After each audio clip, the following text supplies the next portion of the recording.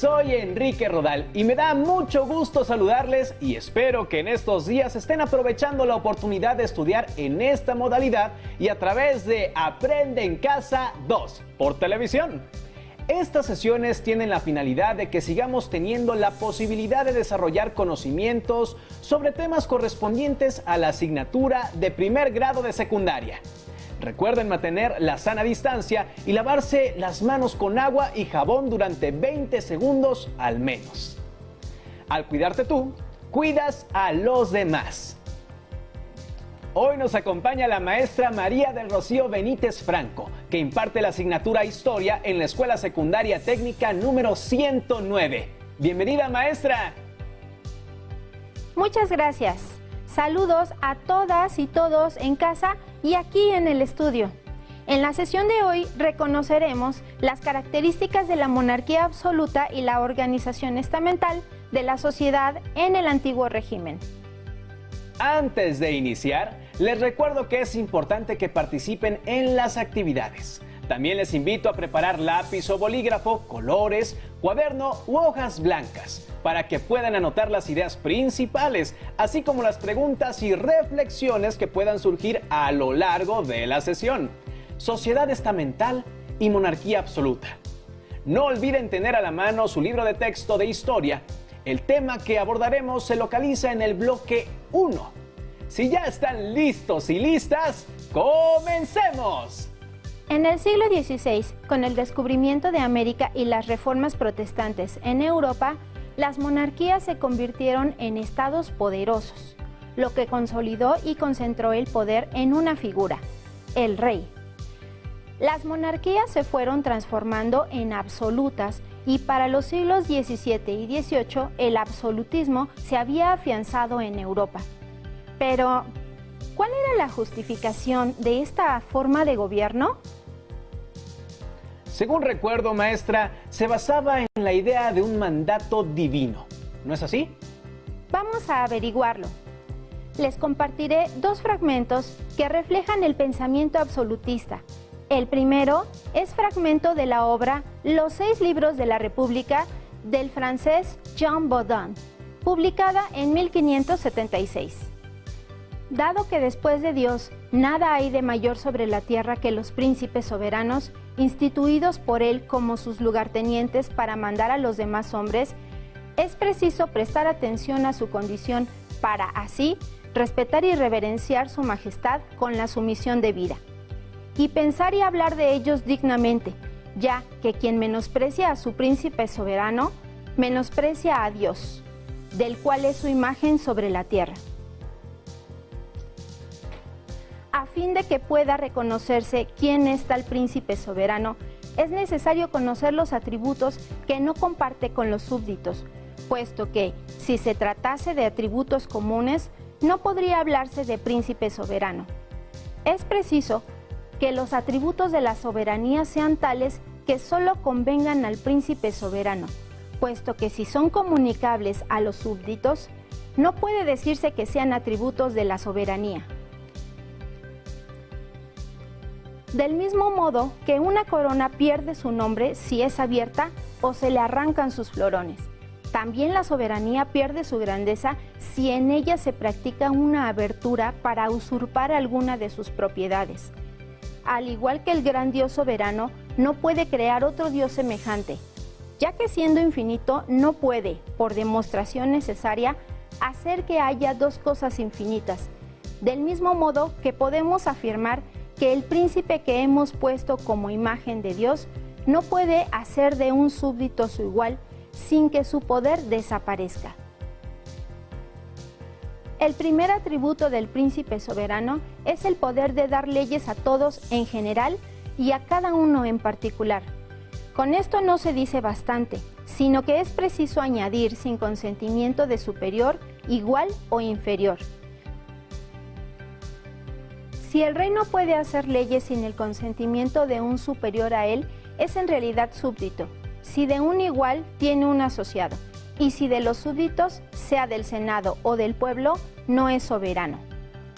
Bajo este mismo poder de dar y anular la ley, están comprendidos todos los demás derechos y atributos de la soberanía. De modo que, hablando en propiedad, puede decirse que solo existe este atributo de la soberanía. Todos los demás derechos están comprendidos en él: declarar la guerra o hacer la paz, conocer en última instancia de los juicios de todos, los magistrados, instituir y destituir los oficiales más importantes, gravar o eximir a los súbditos con cargas y subsidios, otorgar gracias y dispensas contra el rigor de las leyes, elevar o disminuir la ley, valor o tasa de las monedas, hacer jurar a los súbditos y hombres ligios sin excepción fidelidad a quien deben juramento. Todos estos son los verdaderos atributos de la soberanía y están comprendidos bajo el poder de dar la ley a todos en general y a cada uno en particular, siempre que dicho poder se reciba solo de Dios. Todas estas ideas se reflejan en el discurso de Luis XV al Parlamento de París el 3 de marzo de 1766. Es solo en mi persona donde reside el poder soberano, cuyo carácter propio es el espíritu de consejo, de justicia y de razón. Es a mí a quien deben mis cortesanos su existencia y su autoridad, la plenitud de su autoridad que ellos no ejercen más que en mi nombre, reside siempre en mí y no puede volverse nunca contra mí. Solo a mí pertenece el poder legislativo sin dependencia y sin división. Es por mi autoridad que los oficiales de mi corte proceden no a la formación, sino al registro, a la publicación y a la ejecución de la ley. El orden público emana de mí, y los derechos y los intereses de la nación, de los que se suele hacer un cuerpo separado del monarca, están unidos necesariamente al mío, y no descansan más que en mis manos. Interesante, ¿verdad? ¿Qué les han parecido estos textos? ¿Consideran que realmente un gobernante debe ser designado de forma divina? ¿Creen que una sola persona tenga la capacidad plena para decidir por el bien de todos los seres humanos en todos los sentidos? Bueno, maestra, a mí todo esto me parece muy interesante. De hecho, en la actualidad siguen existiendo monarquías en algunos países. Estas lecturas nos revelan algunas características de las monarquías absolutas, una forma de gobierno que justificaba que el poder recayera en una persona a partir del derecho divino, donde el pensamiento religioso era una de las bases del actuar humano. Pero vamos a profundizar un poco más. Observen con atención la siguiente imagen. ¿De qué trata la imagen? ¿Quiénes aparecen en ella? ¿Cómo están vestidos y por qué crees que usan esa indumentaria? ¿Qué están haciendo? ¿Por qué crees que lo están haciendo? Parece la coronación de un rey. No sé si es el Papa quien le está colocando la corona. Efectivamente. Se trata de la coronación de Carlos V en 1530 como emperador del Sacro Imperio Romano. Pero como se mencionó en los textos que leí al inicio, los reyes tenían el derecho divino de gobernar. Así que la Iglesia, y en este caso el Papa o alguna otra autoridad eclesiástica, como representantes de Dios, podían atestiguar ese derecho y coronaban a los reyes o emperadores. ¿Pueden imaginar lo que era vivir bajo un régimen monárquico absoluto en la antigua Europa? Para entender este proceso y la organización social de la época, les proponemos las siguientes preguntas para que se guíen a lo largo de la sesión. ¿Cuáles son las principales características de la monarquía absoluta? ¿Cómo estaba organizada la sociedad durante el antiguo régimen en Europa? ¿Cuáles eran las diferencias entre los estamentos? ¿Qué cambios o permanencias hay en la organización política y social en la actualidad? Para entender un poco más sobre el origen de la sociedad estamental y monarquía absoluta, acompáñenos a ver el siguiente video. Hace más de 500 años, Europa dejó atrás la época medieval y con ella las creencias mágicas y religiosas. Poco a poco comenzó a extenderse el pensamiento racional que dio paso a las ideas y valores de la Ilustración. Pero vayamos por partes. Como ya les había mencionado, en la Edad Media, Europa vivía una época en la que el conocimiento de la vida y el mundo estaban dominados por supersticiones, además de creencias religiosas que condicionaban las libertades y la organización social. El hombre medieval creó una organización social basada en estamentos que establecían el grupo social al que pertenecían las personas. Estos estamentos eran la nobleza, donde se encontraba el grupo de reyes, condes, duques y caballeros. El clero, compuesto por los miembros de la iglesia desde los papas hasta los monjes. Y el pueblo llano, compuesto por el resto de la población, que eran artesanos, comerciantes y campesinos. Pero llegó un momento en que la historia cambió y la sociedad se transformó. Como pudieron observar, la organización política de Europa pasó del feudalismo al absolutismo, de una fragmentación del poder a la concentración de este en una persona, el rey, inmerso en una sociedad estamental. ¿Identificaste sus características? Repasémoslo a continuación. Como bien lo dijiste, ese paso del feudalismo al absolutismo que vivió Europa en los siglos XV y XVI, donde pasó de pequeños reinos, principados, ciudades autónomas y señoríos independientes a un proceso de unificación de territorios y concentración de poder bajo la autoridad de diferentes monarcas. De manera que en los territorios donde había varios gobernantes quedó uno solo. La monarquía absoluta es un sistema político, económico y social propio de la Edad Moderna que se caracterizó por los siguientes aspectos básicos. 1. Es una forma de gobierno reconocida en la Edad Moderna, y aunque en cada reino hubo circunstancias distintas durante su integración, un elemento común fue el gradual debilitamiento de los señores feudales, el cual favoreció la incorporación de sus territorios a los distintos reinos. Al formar parte de ellos, los señores feudales conformaron un nuevo grupo social, la nobleza. 2. Hacia el siglo XVII, todos los poderes políticos recayeron en una sola figura, el rey o monarca, quien era el responsable de hacer las leyes y ejecutarlas mediante la acción propia de gobernar, y además procuraba la justicia al determinar quién era o no culpable de haber cometido algún quebrantamiento social en cualquier sentido. Esto supone un poder absoluto e ilimitado. Llamarlo Su Majestad era una forma de expresar la autoridad y superioridad que tenía sobre los demás. Debido a la concentración de poder en una sola persona, a estas monarquías se les ha llamado absolutistas. 3. Los monarcas basaron su poder en el derecho divino, es decir, se basaba en la creencia de que Dios los había designado a ellos y a su familia para dirigir los destinos del reino, y así, si alguien osaba atacar o contradecir al monarca, estaba literalmente atacando y contradiciendo a Dios. En consecuencia, estaban al frente de la monarquía hasta su muerte o abdicación, momento en el que sus familiares directos se convertían en los sucesores al trono. Por tanto, las monarquías eran vitalicias y hereditarias. Uno de los monarcas representativos de la monarquía absoluta fue Luis XIV de Francia, también conocido como el Rey Sol, quien mandó construir el fastuoso Palacio de Versalles, ya que una de las facetas de los soberanos era materializar su poder para que todos lo pudieran constatar y apreciar. Por ejemplo, ordenaban realizar pinturas de sí mismos.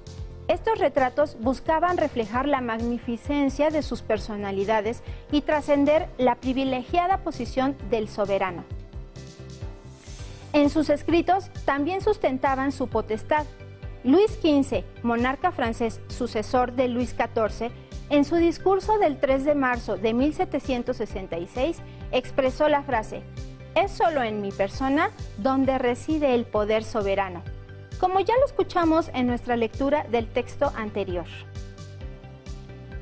La autoridad soberana del monarca trascendió también la música y la danza, expresiones artísticas cuyos autores del periodo, ya sea por decisión propia o no, ponían a disposición del soberano sus talentos y obras, como por ejemplo la música de Mozart, que desde muy joven tocaba y componía para la realeza, o en la danza, el ballet clásico que desde Italia impulsó en Francia Catalina de Medici. Pero a partir de esta forma de gobierno, ¿cómo estaba organizada la sociedad? En el video anterior se mencionó a la sociedad estamental. ¿A qué se refiere con eso? La sociedad estaba organizada en estamentos que eran segmentos de la población definidos por características o condiciones de nacimiento, un estilo común de vida y una función social similar, además de sus privilegios y obligaciones. Se reconocen 3 estamentos: el primer estado o nobleza, el segundo estado o clero y el tercer estado o estado llano. La conformación y posición de cada estamento se adquiría por nacimiento, siendo entonces que la posibilidad de cambiar de nivel estamental era casi nula. La jerarquización era determinante en el desenvolvimiento de la vida cotidiana, generando una aguda desigualdad social que mantenía altos privilegios para la nobleza y el clero, en contraste notorio con la población que era parte del tercer estado. El primer estado o nobleza se dividía en nobleza alta, cuyo nacimiento deviene de un linaje y o título nobiliario. Así, estaba integrado por el rey, los príncipes, duques, condes y marqueses, y su respectivo tronco familiar. El fundamento de su poder residía en el derecho divino otorgado por Dios. Como dato particular, he de decir que el papel de la mujer, aunque acotado, también incidía en el devenir histórico. Nobleza baja. Servían a la nobleza alta.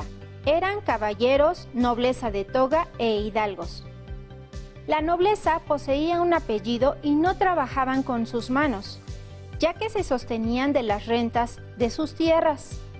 No pagaban impuestos directos, tenían súbditos a su servicio y sus asuntos no eran tratados en cualquier tribunal. Además, seguían un estilo de vida basado en el lujo, en donde los consumos y gastos de bienes de mejor clase representaban, al igual que sus otras características, su valía social. Había 3 tipos de nobles: los que ocupaban cargos administrativos, los de la corte, que vivían con el rey, y los de provincia, que habitaban en sus tierras. El segundo estado o clero, representado por el grupo eclesiástico o religioso que legitimaba el poder del rey, estaba representado por el papa, cardenales, obispos, sacerdotes, frailes y monjes. El clero era poseedor de grandes riquezas patrimoniales, como edificios y terrenos. Tampoco pagaban impuestos, pero recibían rentas en forma de diezmos, limosnas y donaciones. Además, ejercía un poder ideológico importante, consiguiendo así manipular la acción y pensamiento de los otros estamentos, porque monopolizaba la educación. Estaba estructurado en alto clero, ostentado en el Papa, máximo representante de la Iglesia Católica, cardenales y obispos. Clero medio, abad o abadesa, miembros de cabildos, curas en parroquias. Bajo clero, curas, frailes y monjes. El tercer estado o estado llano estaba conformado por el resto de la población. Aquí encontramos mayor diversidad en tanto actividades u oficios de vida y posición económica. Por ejemplo, ricos comerciantes, banqueros o prestamistas, pequeños propietarios agrícolas, intelectuales, artistas, artesanos, sirvientes y campesinos. En lo que sí coincidían era que no gozaban de ningún tipo de privilegio fiscal, ni económico, ni jurídico, ni social. Pagaban impuestos y estaban excluidos de la participación política en las decisiones del reino. Se les veía simplemente como siervos de la figura monárquica y útiles para los fines y deseos de la nobleza y el clero. Pero de este tercer estado o estado llano surge un grupo particular que influyó en los cambios sociales del siglo XVIII, la burguesía. Esta tomará su nombre de los burgos, que eran pequeños barrios ubicados alrededor de castillos y fortificaciones durante la Edad Media. Así, el burgués viene del burgo. ¿Saben ustedes cuál fue el papel de la burguesía? Veamos el siguiente video. Las palabras son testigo de la historia, ya que pueden mostrarnos cómo van cambiando las ideas a través del tiempo. Es difícil imaginar el mundo actual sin algunas palabras que surgieron hace mucho tiempo y que representan profundos cambios en las relaciones entre las personas. Una de esas palabras es burguesía, que se volvió muy importante a partir de la Revolución Industrial y la Revolución Francesa. La palabra burgués surgió en el siglo VI, en la Edad Media. El crecimiento económico y de la población llevó a quienes no tenían tierras a vivir en los alrededores de los castillos de los señores feudales. Estos lugares fueron llamados burgos y a sus habitantes burgueses. Había dos tipos de burgueses: los artesanos y pequeños mercaderes, y los banqueros y grandes comerciantes. En la actualidad existen ciudades que conservan el nombre original de Burgos, como Hamburgo, Magdeburgo y Friburgo en Alemania, Estrasburgo en Francia y Burgo de Osma o Burgos en España. A partir del siglo XIII, las diferencias entre los dos grupos de burgueses se hicieron más notorias. Por un lado, los grandes comerciantes y banqueros. Por otro lado, estaban los artesanos, sirvientes y pequeños comerciantes. Con el paso del tiempo, muchas familias burguesas se relacionaron con la nobleza por medio de alianzas matrimoniales. Esta relación con la nobleza llevó a algunos burgueses a ejercer el poder local. A partir del siglo XVIII, el pensamiento liberal de la burguesía provocó revoluciones que transformaron la forma de vida de las personas, su economía y la forma de gobernarse, y que benefició principalmente a la gran burguesía. La revolución industrial desarrolló el poder productivo de las sociedades e impulsó una constante, rápida e ilimitada multiplicación de bienes y servicios. Así es, la ayuda económica de los burgueses permitió el fortalecimiento de la figura real. Los préstamos que hicieron a los monarcas les permitieron crear y sostener ejércitos para ampliar o defender el territorio, así como participar en empresas que les redituaron ganancias económicas y mayor poder político. A cambio, los burgueses gozaron de facilidades para desarrollar sus actividades económicas en los reinos y también obtuvieron ganancias por sus inversiones. Al paso del tiempo, fueron ganando una posición económica importante mediante su actividad comercial y financiera, ya que acumulaban riqueza monetaria y patrimonio, lo cual utilizaron para posicionarse en puestos públicos y alcanzar un nivel intelectual que les merecía reconocimiento de los otros estamentos y del soberano.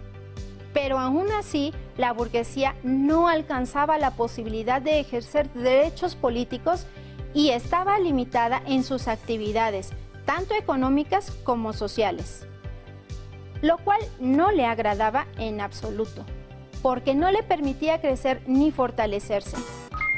Sin embargo, la burguesía llegará a tal predominio de su posición económica que validará y legitimará por ley la aplicación de los principios del libre mercado y el reconocimiento y protección de la propiedad privada, alcanzando una notable posición política.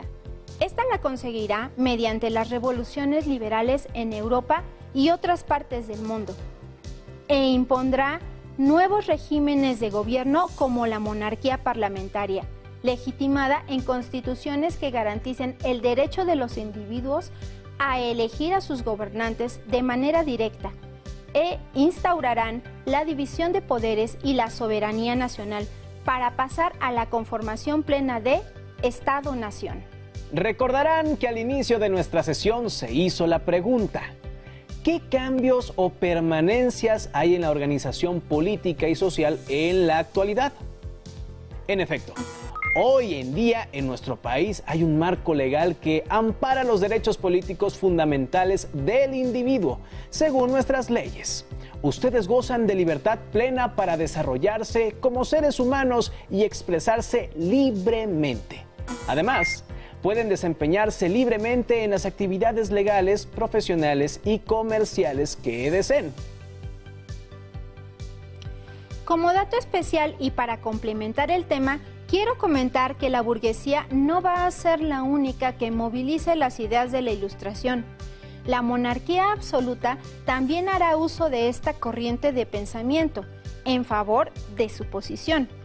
Es por eso que para finales del siglo XVIII se transformó en despotismo ilustrado, llevando a cabo reformas en sus operaciones y planes de gobierno y asignando funciones de Estado a intelectuales y especializados para conducirlas. Y bien, para ir cerrando con este contenido, ahora tenemos los elementos para identificar las características de la monarquía absoluta y su influencia en Europa entre los siglos XVI y XVIII. Reconocer la organización de la sociedad estamental en Europa durante el antiguo régimen. Identificar la clase burguesa y su influencia durante el periodo del liberalismo. Con todo lo anterior, podemos retomar las preguntas que se plantearon al inicio de la sesión y reflexionenlas. ¿Cuáles son las principales características de la monarquía absoluta? ¿Cómo estaba organizada la sociedad durante el antiguo régimen en Europa? ¿Cuáles eran las diferencias entre los estamentos? En su libro de texto resalten con color los párrafos que identifiquen las características de la monarquía absoluta y la sociedad estamental. Ahora es momento de proponerles un reto que desarrollarán a lo largo de la semana con el contenido de los temas que verán en las siguientes sesiones de Historia Primer Grado. Y realicen una historieta con el contenido de esta primera sesión de la semana. Pueden iniciar incluyendo las características de la monarquía absoluta y la sociedad estamental. Les sugiero incluir a los siguientes personajes. Primer estamento: al monarca, rey, reina y nobleza y la corte del rey. Segundo estamento: integrantes del clero. Tercer estamento: resto de la población. Ejemplo: campesinos, comerciantes, pobladores con diferentes oficios y actividades. Pueden retomar las características que se mencionaron en esta sesión. Recuerden, realicen una historia propia y sean creativos. Apóyense en los aprendizajes y contenidos sobre la monarquía y orden estamental con los que ahora ya cuentan. Y echen a volar su imaginación para desarrollar las imágenes y textos en los diálogos. No olviden utilizar material de reciclado que tengas en casa como hojas de reuso y cartón de empaques. Cuidemos nuestro medio ambiente. Recuerden que este tema lo pueden encontrar en su libro de texto gratuito en el bloque 1. También podrán consultar otras fuentes bibliográficas digitales y audiovisuales que tengan a la mano. ¡Listo! Terminamos, pero aún nos queda mucho por explorar y descubrir. No olviden invitar a su familia para compartir su aprendizaje. Les pedimos que sigan en sintonía con nosotros y continúen llevando a cabo todas las medidas de higiene para que rápidamente podamos estar en la escuela. Así que nos vemos pronto aquí en Aprende en Casa 2. ¡Hasta la próxima!